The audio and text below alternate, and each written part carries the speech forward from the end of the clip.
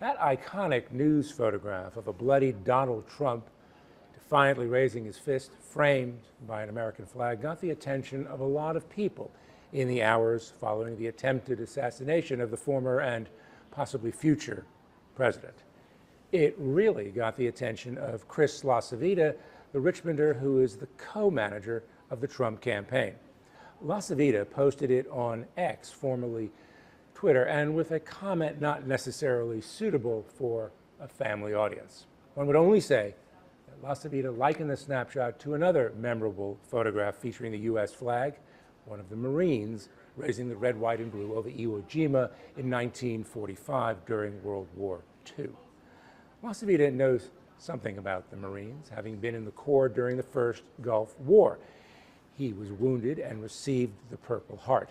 It's a distinction about which he is rightfully proud, if not boastful. He had a Virginia license plate reserved by the state for Purple Heart winners. LaCivita also knows something about symbols and how to use them in political campaigns. And don't think for a moment that images from the rally at which Trump was injured escaping death won't be part of the campaign's narrative in the final 100-plus days of the battle against Joe Biden. LaCivita, who turned 58 2 days after the attack on Trump, appreciates and has for a long time that emotion is the fuel of politics. To win votes, candidates first have to win hearts. And from the earliest days of his career, LaCivita has worked on or run campaigns that were all about that sensation people get in their gut when it comes to an issue, idea, or individual. That was certainly the case more than 30 years ago. LaCivita was an operative on George Allen's campaign for Virginia governor in 1993. When Allen was nominated, he was down more than 30 points to the Democratic candidate, a twice-elected Attorney General, Mary Sue Terry. She was the first woman elected to statewide office in Virginia. But Allen won that November in a landslide. A lot of it had to do with the times. Democrats held the White House that year, and Virginians didn't like what they were seeing, so they cast a protest vote against President Bill Clinton by supporting George Allen. Also, Democrats in Virginia had been in power for 12 years. They seemed more interested in fighting among themselves than fighting for the people. And there was a powerful idea advanced by Allen, all but doing away with parole for incarcerated criminals, requiring they do at least 80% of their prison time before they were considered for release. The proposal was all about public safety. In a word, it was all about fear. It worked. Did it ever? Allen easily defeated Terry.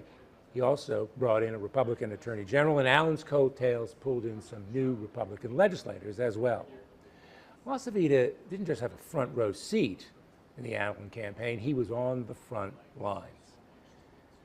There seemed little he wouldn't do for Allen. It said LaCivita even stripped down, swam across a pond to a tiny island to erect a large Allen for Governor sign that you couldn't miss from the roadway leading to the shad planking, a legendary political gathering in the wilds of rural Southside Virginia. LaCivita was rewarded with a high-level government job, working for the cabinet secretary in charge of the nuts and bolts of government.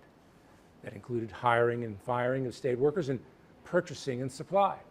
The state spends billions of dollars on equipment and services, and though a lot of it is determined by competitive bid, it can't hurt to know someone who knows something about the process of awarding contracts.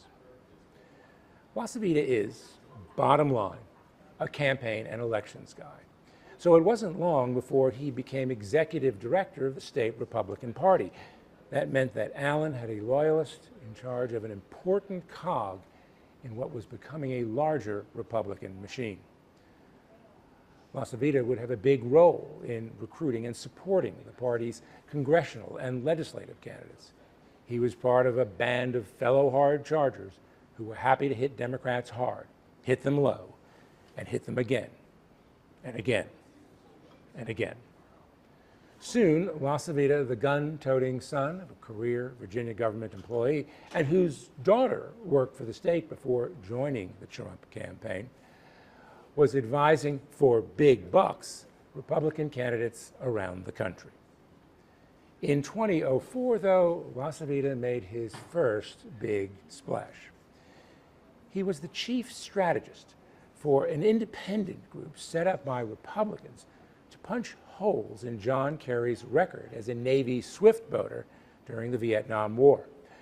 As the Democratic candidate for president, Kerry's military background was supposed to be a plus against Republican incumbent George Bush.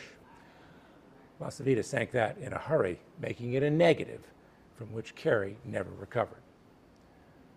LaCivita has been running those kinds of campaigns ever since for Senate candidates, Republicans running for governor, congressional nominees, and one of Trump's opponents for the GOP nomination in 2016, Rand Paul. 8 years later, LaCivita is putting his talents to work for Donald Trump. If they indeed work, it could mean a very big payday for LaCivita. It could also mean a very big change in American politics. And you can bet LaCivita will be smack dab in the middle of the debate over the toll it's taking on the nation. For the Richmond Times-Dispatch, this is Jeff Shapiro.